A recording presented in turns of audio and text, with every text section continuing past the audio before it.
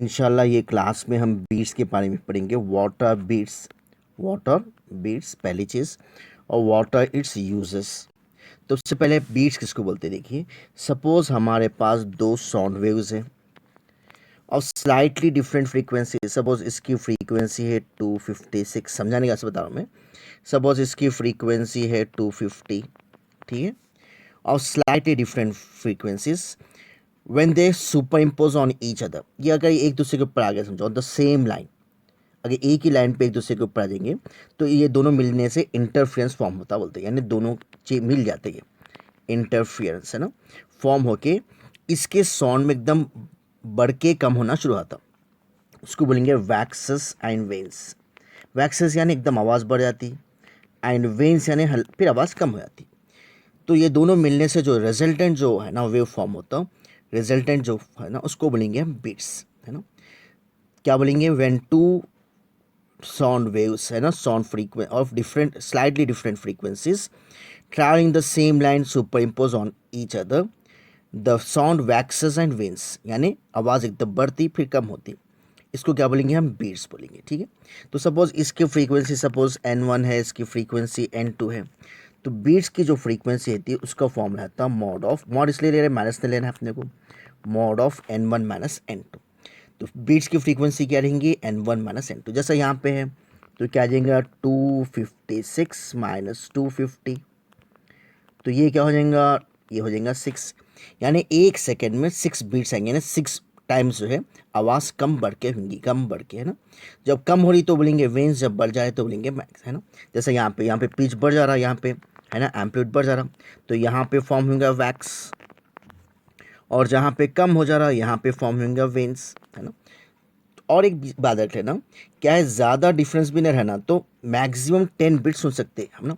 Human ear can hear not more than 10 bits, है ना, पर सेकेंड। और दूसरी चीज़ क्या है, तीसरी चीज़ क्या है, स्लाइटली डिफरेंस है ना। अगर सेम फ्रीक्वेंसी तो बिट्स फॉर्म नहीं होते, यानी दोनों की फ्रीक्वेंसी सेम हो गई, इसकी भी 250 है, इसकी भी 250 है, तो क्या होता है, जीरो होता है, नो बिट्स। अगर सेम फ्रीक्वेंसी है तो we can not hear the beats, ठीक है। तो पहले एक बार इसको समझ जाओ आप लोग। यहाँ पे लिखे हुआ है देखिए, when two sound waves of slightly different frequencies traveling the same direction along the same line of action, the intensity of the resultant sound waxes and wanes periodically. This phenomena is called beats. Beats कब occur होता है, beats occur only when the sounds of closely frequency, लेकिन क्या है ना, but not equal frequency. उसके बाद क्या है भाई, human ears can hear beats only if the number of beats per second is less than 10। और बीट्स के लिए क्या रहेगा, फ्रीक्वेंसी का फॉर्मूला n1 माइनस n2। अब इसके यूजेस देखेंगे हम। इसके यूजेस क्या है, सबसे पहले है ना, बहुत से यूजेस है। एक तो जो है ये म्यूज़िकल टोन्स बनाने के लिए, है ना, म्यूज़िक में यूज़ होता है ये, म्यूज़िकल है ना, म्यूज़िकल इंस्ट्रूमेंट्स में क्या करते हैं, आवाज़ कम बढ़ के करने के लिए इसको यूज़ करते। दूसरा इसको सोनोमीटर में भी यूज़ करते। सोनोमीटर का इंस्ट्रूमेंट क्या है, एक्सपेरिमेंट आप लोग पढ़ते हैं वहाँ पे, लेंथ ऑफ द वायर और उसका टेंशन और लीनियर डेंसिटी में रिलेशंस मालूम करने के लिए सोनोमीटर में यूज़ करते हैं, बीट्स का कॉन्सेप्ट है ना।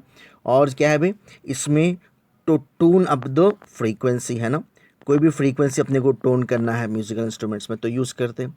और डेंजरस गैसेस होते हैं माइंस के अंदर, माइंस के अंदर डेंजरस गैसेस होते हैं, उसको डिटेक्ट करने के लिए भी, उसको डिटेक्ट करने के वास्ते जो है इसको यूज़ करते हैं। और अपन क्या है भाई, कोई भी है ना, जैसा प्लेन है उसकी वेलोसिटी माउंट करना है, या कार चल रहे समझो, रेडार बोलते हैं उसको, है ना, रेडार के तौर पे भी यूज़ करते हैं कार्स को, है ना, उसकी वेलोसिटी क्या है देखने के लिए, उसकी फ्रीक्वेंसी लग के वापस आए तो उसका है ना, उसकी वेलोसिटी क्या है मालूम आती है। तो ये क्या है, इसके यूजर्स है देखिए। सबसे पहले क्या है भाई, हाँ, टू ट्यून म्यूजिकल इंस्ट्रूमेंट्स हो गया। और एक क्या है, to know unknown frequencies of the tuning fork, इसको बोलते हैं ट्यूनिंग फोर्क्स। एक ट्यूनिंग फोर्क का फ्रीक्वेंसी मालूम है, दूसरे ट्यूनिंग फोर्क का फ्रीक्वेंसी मालूम करना है, तो वैसे टाइम पे भी हम क्या करते हैं, ट्यूनिंग फोर्क के से भी यूज़ करते हैं, to know the frequency of a tuning fork, ठीक है। To know detect dangerous gases, gases जो डेंजरस गैसेस होते हैं माइंस में, उसको डिटेक्ट करने के लिए। और इन डॉपलर इफेक्ट, डॉपलर इफेक्ट क्या भी समझाना, जैसा कोई प्लेन उड़ रहा समझो, उसकी वेलोसिटी मालूम करना है रेडार के तौर पे, है ना। तो ये प्लेन की जो फ्रीक्वेंसीज निकलते हैं ना, ये यहाँ पे है ना, ये डॉपलर रेडार है, इसको लगने से इसको है ना आके जब टकराते इससे, तो इससे क्या होता है, ये प्लेन के वेलोसिटीज मालूम होते हैं। वैसे आजकल रोड पे यूज़ कर रहे हैं हम डॉपलर रेडार, है ना, और ये बहुत से है ना ये चीज़ें जो है मेडिकल में भी यूज़ होते हैं और in use in sonometer experiments. ठीक है भाई, तो ये शॉर्ट में समझा हमें, 4 मार्क्स का क्वेश्चन आता है कि भाई water beats, water its uses. तो इसको हम जो है इसको रिवाइज कर लीजिए इंशाल्लाह। अगर आप लोग कुछ समझ में आया, फ़ायदा हुआ तो लाइक करिए, शेयर करिए, सब्सक्राइब करिए। इंशाल्लाह नेक्स्ट क्लास में कंटिन्यूशन करेंगे।